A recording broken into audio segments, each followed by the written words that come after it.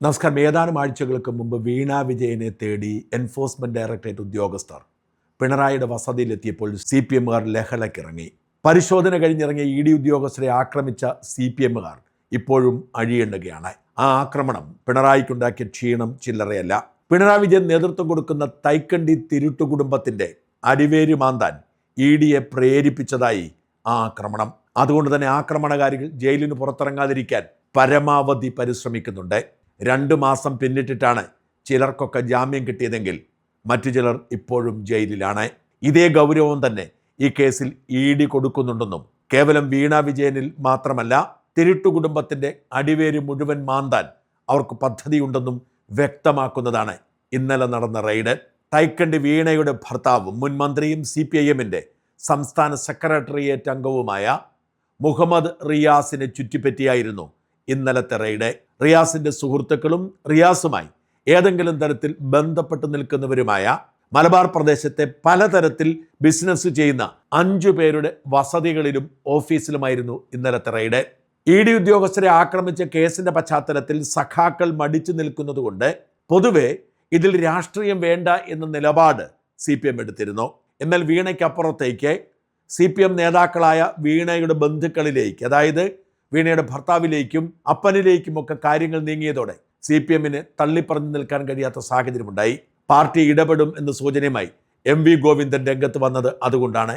കേരളത്തിലെ CPM-നെതിരായി കേന്ദ്ര ഗവൺമെന്റും സംസ്ഥാന ഗവൺമെന്റിന്റെ ഒത്താശയോടുകൂടി ഇന്നലെ വരെ പാർട്ടി പ്രവർത്തകർക്കും നേതാക്കൾക്കും എതിരായി ED ഉൾപ്പെടെയുള്ളവരുടെ കടുത്ത കടന്നാക്രമം. കോഴിക്കോട് തന്നെ 9 പേരെ റിയാസുമായിട്ട് പരിചയമുണ്ട് എന്നുള്ളതിൻ്റെ പേരിൽ റെയ്ഡ് ചെയ്യുന്ന അവസ്ഥയാണ് ഇന്നലെ ഉണ്ടായത്. ഞങ്ങൾ ഇന്നലെ അതിനെ ശക്തിയായിട്ട് പ്രതിഷേധിച്ചിട്ടുണ്ട്. ഇടതുപക്ഷ പ്രസ്ഥാനത്തെ പ്രത്യേകിച്ച് CPIM-നെ കടന്നാക്രമിക്കാനാണ് CPIM-ന്റെ നേതാക്കളുമായിട്ട് അടുത്ത് ബന്ധമുള്ളവരെയെല്ലാം റെയ്ഡിൻ്റെ ഭാഗമായി ഒരു പുകമറ സൃഷ്ടിച്ചുകൊണ്ട് പാർട്ടി വിരുദ്ധ മനസ്സ് രൂപപ്പെടുത്താനുള്ള ശ്രമം അവർ നടത്തുകയാണ്. വലിയ രീതിയിലുള്ള കൊള്ള BJP-യും സംഘപരിവാർ വിഭാഗങ്ങളും നടത്തിക്കൊണ്ടിരിക്കുന്ന സന്ദർഭത്തിലൊന്നും കേരളത്തിലുൾപ്പെടെ നിലപാടുകൾ സ്വീകരിക്കാത്ത ED ഇപ്പോഴും പാർട്ടിക്കെതിരായിട്ട് ഇതുപോലുള്ള റെയ്ഡും അതുപോലുള്ള പരിപാടികളും സംഘടിപ്പിച്ച് പാർട്ടി വിരുദ്ധ ശക്തിയുടെ പട്ടികയിൽ 1ാമത്തെ പേരായിട്ട് ED സ്ഥാനം നേടുന്നു എന്നുള്ളതാണ് കേരളത്തിൽ ഇപ്പോഴും കണ്ടുകൊണ്ടിരിക്കുന്ന ചിത്രം. ഗോവിന്ദൻ ഇത്രയുമെങ്കിലും പറഞ്ഞു നിൽക്കാതിരിക്കാൻ നിവൃത്തിയില്ല. കാരണം CPM-ന്റെ സംസ്ഥാന സെക്രട്ടറി പദവിയിൽ ഗോവിന്ദൻ എത്തിയത് പിണറായിക്ക് ദാസ്യപ്പണി ചെയ്യാം എന്ന് ഉറപ്പ് കൊടുത്തതുകൊണ്ടാണ്. അതുകൊണ്ടാണ് ഗോവിന്ദൻ പിണറായി കൂട്ടുകെട്ടിൻ്റെ ഭാഗമായി ആർക്കും വേണ്ടാത്ത ചിന്താ ജെറോമിനെ DYFയുടെ സംസ്ഥാന പ്രസിഡന്റ് പദവിയിലേക്ക് അടിച്ചേൽപ്പിച്ചത്. ആരും പ്രതിരോധിക്കാനില്ലെങ്കിലും താൻ പ്രതിരോധിച്ചില്ലെങ്കിൽ കുഴപ്പമാകും എന്നറിയാവുന്നതുകൊണ്ട് മുഹമ്മദ് റിയാസ് വിലാപകാവ്യം രചിച്ചുകൊണ്ട് രംഗത്ത് വന്നു. തൻ്റെ ഭാര്യയ്ക്ക് ബിസിനസ് ചെയ്യാൻ അവകാശമുണ്ട്, ആ ബിസിനസ്സൊക്കെ അവർ നിയമപരമായി ചെയ്യുന്നു. ഇപ്പോൾ തന്നെ വേട്ടയാടുകയാണ്. മര്യാദയ്ക്ക് ജോലി ചെയ്യുന്ന തൻ്റെ സുഹൃത്തുക്കളെ പോലും ED പ്രതികാര ബുദ്ധിയോടെ നേരിടുന്നു. രാഷ്ട്രീയമായും നിയമപരമായും കൈകാര്യം ചെയ്യാൻ തനിക്കും തൻ്റെ പാർട്ടിക്കും അറിയാം എന്ന് പറഞ്ഞായിരുന്നു റിയാസിൻ്റെ രംഗപ്രവേശം. പിന്നെ ഒരു രാഷ്ട്രീയ നേതാവിൻ്റെ മകളായതുകൊണ്ട്, ഒരു രാഷ്ട്രീയ പ്രവർത്തകൻ്റെ ഭാര്യ ആയതുകൊണ്ട്, അതും ഹൈലി എഡ്യൂക്കേറ്റഡ് ആയിട്ടുള്ള നല്ല BTech ഉൾപ്പെടെയുള്ള ക്വാളിഫിക്കേഷനുള്ള ഒരു വ്യക്തി, ഒരു സ്ത്രീ ഒരു ബിസിനസ് നടത്തരുത് എന്ന് പറഞ്ഞാൽ അത് ശരിയാണോ? അതിൽ മറ്റെന്തെങ്കിലും സ്വാധീനം, നമ്മുടെ ആരുടെയെങ്കിലും സ്വാധീനത്തിൻ്റെ ഭരണസ്വാധീനത്തിൻ്റെ ഭാഗമായിട്ടാണെങ്കിൽ തീർച്ചയായിട്ടും പരിശോധിക്കുക. അതല്ലാതെ ഒരു വ്യക്തി ഒരു ബിസിനസ് നടത്തുക, അവർ നല്ല ഹൈ റെപ്യൂട്ടഡ് ആയിട്ടുള്ള സ്ഥാപനത്തിൽ നല്ല പൊസിഷനിൽ ജോലി ചെയ്തതാണ്. അവരുടെ പൊസിഷനിൽ ജോലി ചെയ്ത ആളുകളൊക്കെ ഇന്ന് ഏത് റാങ്കിലാണ് ജോലി ചെയ്യുന്നത് നിങ്ങൾ നോക്കണം. ഓരോ ഇപ്പോൾ വന്നിട്ടുള്ള കാര്യങ്ങൾക്കും ഞാനിപ്പോൾ ഇവിടെ മറുപടി പറയില്ല, നിയമപരമായി തന്നെ മറുപടി പറയും. ഇതിൽ വളരെ മാന്യമായും നിയമപരമായും ദീർഘകാലമായി ബിസിനസ് ചെയ്യുന്ന എൻ്റെ സുഹൃത്തുക്കൾ, കോളേജ് കാലം മുതലുള്ള എൻ്റെ സുഹൃത്തുക്കളെ ഇവിടെ രാവിലെ മുതൽ രാത്രി വരെ ഈ റെയ്ഡിൻ്റെ ഭാഗമായി ചോദ്യം ചെയ്തിരിക്കുകയാണ്.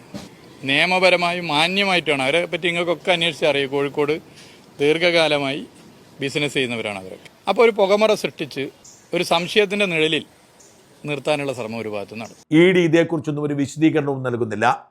നേരെ മറിച്ച് അന്വേഷണം പടിപടിയായി മുമ്പോട്ട് പോകുന്നു. പിണറായി വിജയൻ്റെ വീട്ടിൽ നടന്ന റെയ്ഡിൽ പിടിച്ചെടുത്ത വീണയുടെ ഒരു ചുവന്ന ഡയറിയാണ് വാസ്തവത്തിൽ ഈ കുരുക്കിന് കാരണമായത്. ഈ ചുവന്ന ഡയറിയിൽ എഴുതി വെച്ചിരുന്ന ഏതാണ്ട് 5 പേരുമായുള്ള സാമ്പത്തിക ഇടപാടിൻ്റെ വിശദാംശങ്ങളാണ് ED ഇപ്പോൾ തേടുന്നത്. ആ പരിശോധനയിൽ തന്നെ ഇവരോട് ED ഉദ്യോഗസ്ഥർ വീണയെ കൊണ്ട് ഫോണിൽ വിളിപ്പിച്ച് സംസാരിച്ചിരുന്നു. വീണയും ഇവരും തമ്മിലുള്ള ബന്ധത്തിൻ്റെ ഊഷ്മളത തിരിച്ചറിയാനായിരുന്നു റെയ്ഡ് നടക്കുമ്പോൾ തന്നെ ഫോൺ വിളി ഓപ്പറേഷൻ നടത്തിയത്. അതിനെ തുടർന്ന് ഇവരെക്കുറിച്ചുള്ള വിശദാംശങ്ങൾ ശേഖരിക്കുകയും ഇവരുടെ വീടുകളിലും സ്ഥാപനങ്ങളിലും റെയ്ഡ് നടത്തുകയുമായിരുന്നു ED. CPMന്റെ ജില്ലാ സെക്രട്ടേറിയറ്റ് അംഗം നിഖിലാണ് ഇക്കൂട്ടത്തിൽ ഏറ്റവും കൂടുതൽ സംശയവിധേയനായിരിക്കുന്നത്. CPIM കോഴിക്കോട് ജില്ലാ സെക്രട്ടേറിയറ്റ് അംഗവും ജില്ലാ സ്പോർട്സ് കൗൺസിൽ പ്രസിഡന്റുമായ P. Nikhil, DYFI west hill മേഖല ജോയിന്റ് സെക്രട്ടറിയും ഡെസ്റ്റിനേഷൻ ടൂറിസം മാനേജറുമായ എടക്കാട് സ്വദേശി നന്ദുലാൽ, റിയാസിന്റെ സഹപാഠികളായ കോഴിക്കോട് സരോവരത്തെ KCK ഡെന്റൽസ് ഉടമ KP ഷൈജൽ, IT കമ്പനി ഉടമ കാരാപ്പറമ്പ് സ്വദേശി Febeesh Muhammad, Pantheerankavu capital marbles and granite MD Varish Kalathinkal, പ്രവാസിയായി ഫൈജാസ് എന്നിവരുടെ വീടുകളിലും സരോവരത്തെ KCK ഡെന്റൽ, പന്തീരങ്കാവിലെ ക്യാപിറ്റൽ മാർബിൾസ് എന്നീ സ്ഥാപനങ്ങളിലുമായിരുന്നു റെയ്ഡ്.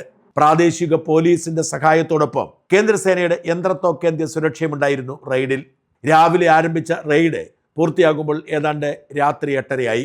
ഇവിടെ നിന്നും നിരവധി രേഖകൾ ശേഖരിച്ചെന്നും ഇവരെല്ലാവരുമായി വീണ വിജയന് സാമ്പത്തിക ഇടപാടുകൾ ഉണ്ടായിരുന്നു എന്നുമാണ് മനസ്സിലാക്കുന്നത്. ഇപ്പോൾ വിവാദമായിരിക്കുന്ന ലേക്കർ ഇന്ത്യ കോർപ്പസ് എന്ന കമ്പനിയുമായി ഇവർക്ക് സാമ്പത്തിക ഇടപാടുകൾ ഉണ്ടെന്നും ഇവരിൽ ചിലരൊക്കെയാണ് ഈ കമ്പനിയിലെ പങ്കാളികളെന്നും ED സംശയിക്കുന്നു. ഇവരുമായുള്ള സാമ്പത്തിക ഇടപാടുകളുടെ വിശദാംശങ്ങൾ വീണയോട് ചോദിച്ചപ്പോൾ തെരഞ്ഞെടുപ്പുമായി ബന്ധപ്പെട്ട് കൈമാറി എന്നാണ് പറഞ്ഞതെങ്കിലും അതിനപ്പുറത്തേക്കുള്ള സാമ്പത്തിക ഇടപാടുകൾ ഉണ്ടെന്നും ഇവരെല്ലാവരും തന്നെ മുഹമ്മദ് റിയാസുമായി അടുപ്പത്തിലുള്ളവരാണെന്നും EDക്ക് ബോധ്യപ്പെട്ടിട്ടുണ്ട്. അതുകൊണ്ട് തന്നെ വീണയുമായി ബന്ധപ്പെട്ട കള്ളപ്പണ ഇടപാടിൻ്റെ വിശദാംശങ്ങളിൽ നിന്നും മുഹമ്മദ് റിയാസിന് ഒഴിഞ്ഞു മാറാൻ കഴിയില്ല എന്നാണ് EDയുടെ നിഗമനം. റെയ്ഡ് നടത്തിയ എല്ലാവരെയും മുൻ മന്ത്രി കൂടിയായ മുഹമ്മദ് റിയാസിനെയും ചോദ്യം ചെയ്യലിന് വേണ്ടി ED വിളിപ്പിച്ചേക്കും എന്നാണ് സൂചന. ഇവർക്കൊപ്പം തന്നെ വീണയെയും വിളിച്ച് ചോദ്യം ചെയ്തേക്കും. പിണറായി വിജയൻ്റെ മകളും മരുമകനും സുഹൃത്തുക്കളും ബന്ധുക്കളും എല്ലാം ചേർന്ന് നടത്തുന്ന വലിയ കള്ളപ്പണ ഇടപാടിലേക്കുള്ള വാതായനമായി ഈ അന്വേഷണം മാറിയേക്കുമെന്നും കരുതപ്പെടുന്നുണ്ട്. അതുകൊണ്ടാണ് ഇനി രാഷ്ട്രീയമായി പ്രതിരോധിക്കല്ലാതെ മറ്റു വഴിയൊന്നുമില്ല എന്ന് തിരിച്ചറിഞ്ഞ് ഇപ്പോൾ CPM രംഗത്തിറങ്ങിയിരിക്കുന്നത്. എന്തായാലും കരിമണൽ കർത്തയ്ക്ക് പിണറായി വിജയൻ വഴിവിട്ട് സേവനം ചെയ്തു കൊടുത്ത വകയിൽ കർത്തയിൽ നിന്നും മാസപ്പടിയായി മകൾ വീണ കൈപ്പറ്റിയ കോടികളുടെ ഇടപാടിൻ്റെ അന്വേഷണം ഭർത്താവിലേക്കും നീങ്ങുമ്പോൾ CPMനെ ചങ്കിടിക്കേണ്ടി വരും.